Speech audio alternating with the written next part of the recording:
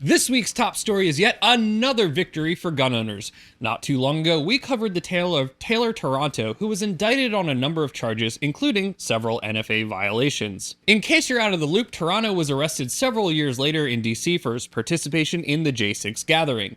During his arrest, he was found to be in possession of a CZ Scorpion with a brace attached. The government took the position that the braced firearm, like the one Toronto had possession of, was an NFA violation and, of course, charged him. Recall that the ATF regulations saying that braced firearms were SBRs was enjoined by a court at the time, and as we covered in the prior episode, Toronto's motion to dismiss the charges had been pending for far too long. Even with the new administration, there was no immediate shift in the position from the government. Groups like GOA and FRAC shed light on the situation, which of course riled you guys up. Well, seems like gun owners may have had their voices heard. Last week, the government filed a motion to dismiss the NFA charge against Toronto. It would seem that the Trump administration is reconsidering litigation positions in gun cases, and in the ones that it's slow to move on, your voices may have made a difference. Of course, organizations positioned to have direct contact with the administration offer yet another avenue for persuasion on these issues. Point being, results were had. So, Toronto's NFA charge is no longer in play. However, he still has a whole world of other issues that are not gun related. Time will tell how that pans out. Welcome back to the Big 2A, the show where we bring you all the top 2A stories. I'm your host, Adam Kraut. Did someone say GunCon? It'll be here before you know it, and you're not going to want to have missed it. John has an exciting lineup of speakers and over 40 different companies. Oh, and yeah, I'll be there, of course. Mark your calendars for this year's GunCon in Cleveland, Ohio on June 28th. Head on over to guncon.net to learn more. Would love to see you there. GunCon. Heading down to the first date, Delaware. Hi, I'm in Delaware. A bill's been introduced to make it a felony to discharge a firearm at a dwelling, place of worship, vehicle, or place of business. So, who cares? Well, those who live in Delaware probably do, given the way the bill was written. While it appears, and was seemingly confirmed on Facebook by Jason Casper, that the bill was supposed to criminalize an individual actually shooting at, that's like shooting at, as in towards, in the direction of, a dwelling, place of worship, vehicle, or business, the language is seemingly up for interpretation, and the comments section show just that. We're going to read this one together.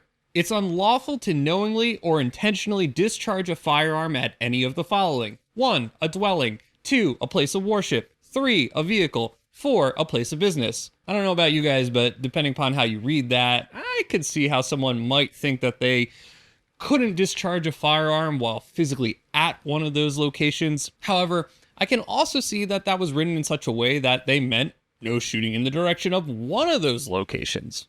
Also, there's no distance or spacing written into this, so who's to say that if I'm over the hill shooting in the direction of one of those places that I'm not violating the law? It's ridiculous. In the definition for place of business, it provides an exemption saying it does not include a shooting range or other business, the purpose of which is to provide a venue for lawful firearm practice or other lawful firearm uses. Yeah, that's poorly written, and so is this bill.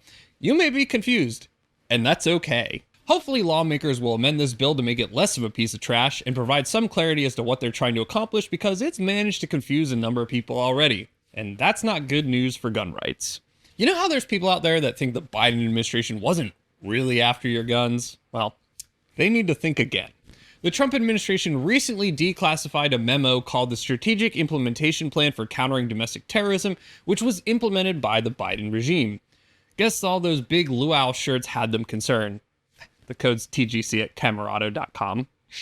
The 15-page document contained a number of topics, but the most striking was found towards the end. In a section titled Confront Long-Term Contributors to Domestic Terrorism, the first action item was to rein in ghost guns, encourage state adoption of extreme risk protection orders, or as you guys know them, red flag laws, along with driving other executive and legislative action to include, drumroll please, banning assault weapons and high-capacity magazines. Sure seems like some healthy doses of infringements to me. What do you guys think? Raise your hand down in the comments if you think you're on a government watch list. That's me. On the watch list, it's me. If someone was involved in a terrorism plot, I don't know, maybe try criminally charging them rather than giving states a tool to deprive someone of constitutional rights without their day in court first. Red flag laws are the worst. On top of that, the desire for more executive and legislative action, starting with banning assault weapons and magazines, really hints that gun control was the top priority of this. Fortunately for you watch listeners, this plan is now in the trash can, but does raise concerns as to how future administrations may try to strip Americans of their constitutional rights under the guise of preventing terrorism. Any of you remember the Patriot Act by chance? Arkansas. No, wait, that's not right. Arkansas may be on the verge of amending its constitutional right to keep and bear arms to be a bit more clear. Article 2, Section 5 of the Arkansas Constitution currently reads, "The citizens of the state shall have the right to keep and bear arms for their common defense." It's okay, but the common defense aspect really lends itself to questions and certainly doesn't seem stronger than the guarantee found in the federal Constitution. And not to mention, it's been put to bed that the right to keep and bear arms is an individual right, completely untethered to malicious service, so why have a constitutional provision that hints at something else? Earlier this month, just before it adjourned for the session, the state Senate passed SRJ 11 and was sent to the Arkansas governor, which means that the amendment's been approved to be placed on the ballot for voters in the future. Now, you're probably asking, but Adam, what is this new language? It reads like this, and John told me to do this in an accent. God help us all. Article 2, Section 5, subsection A. The citizens of the state shall have the right to keep and bear arms for, we're done with that. 1, their common defense. 2, lawful hunting and recreational use. And 3, any other lawful purpose. Subsection B, the right to keep and bear arms under subsection A of this section includes without limitation the possession of and use of 1, ammunition, 2, firearms accessories, and 3, firearms components. Subsection C, the right to keep and bear arms under subsection A of this section is a natural, fundamental, and individual right that shall not be infringed. Guess they saved the best part for last there. What would you guys add to the federal Constitution to make the Second Amendment even more clear?